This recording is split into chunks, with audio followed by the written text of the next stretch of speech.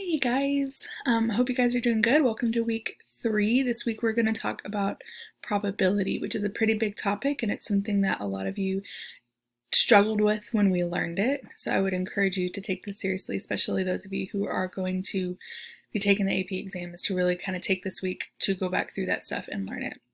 I hope you guys are doing well. So far things have been going pretty okay. You guys have been doing a good job of asking me questions when you have them, so I encourage you to keep doing that.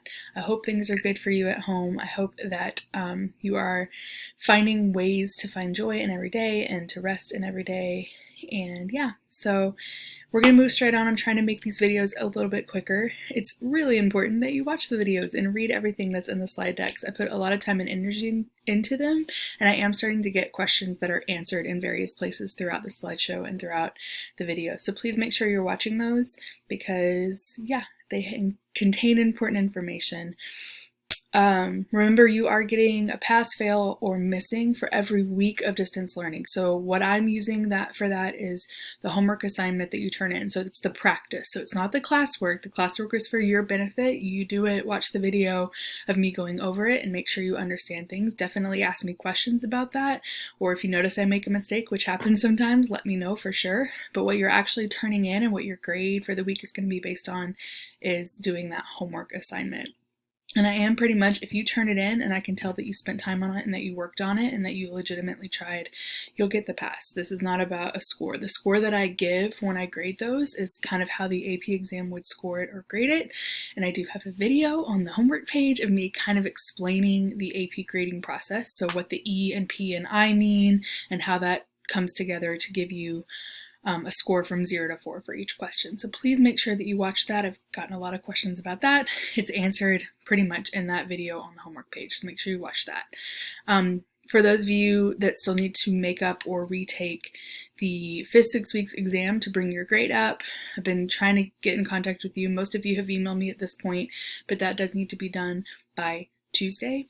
So please make sure you are preparing for that, studying for that, letting me know if you have questions, and getting that scheduled and done so that your 5th 6 weeks grade will be happier. So, awesome.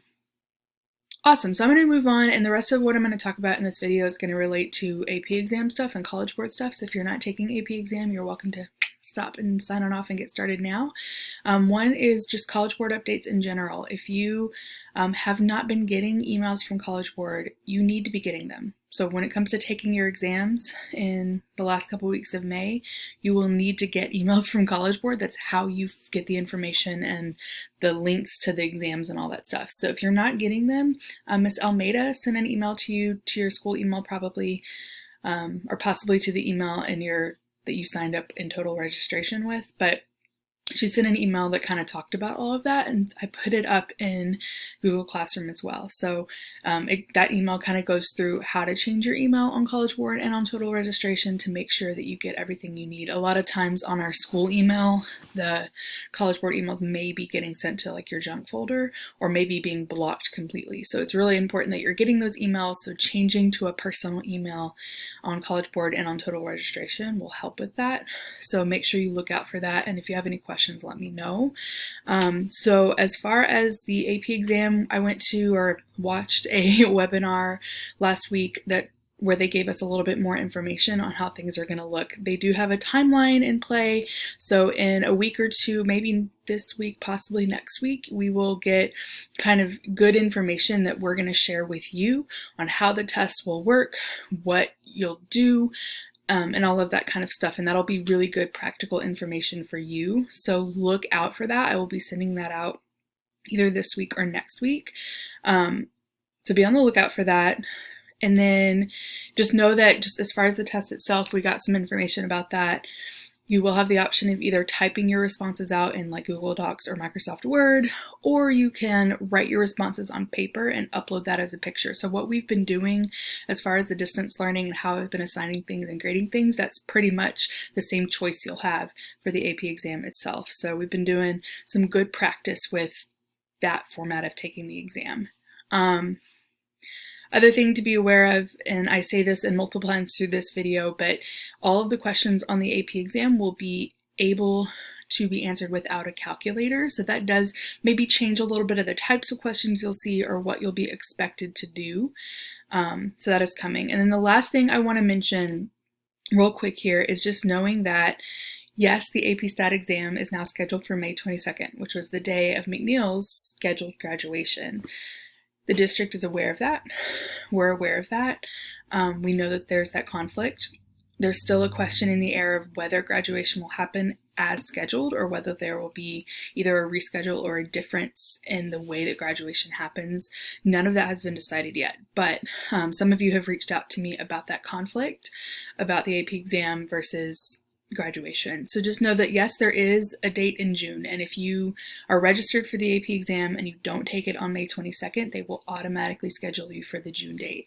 However, at our webinar this week, College Board basically, they said they strongly discourage you from just automatically going to the June date. And the reason is that they expect that there will be students who have technical difficulties, who can't access the tests because of internet problems or whatever, or phone problems or device problems.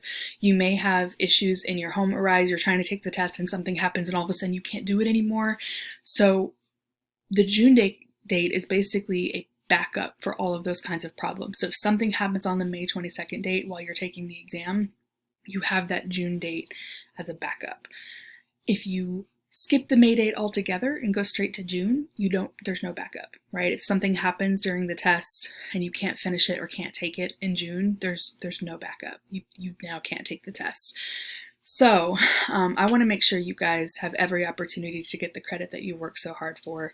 So as of now, I'm doing what College Board is doing and encouraging you strongly, if at all possible, to plan on taking it on May 22nd.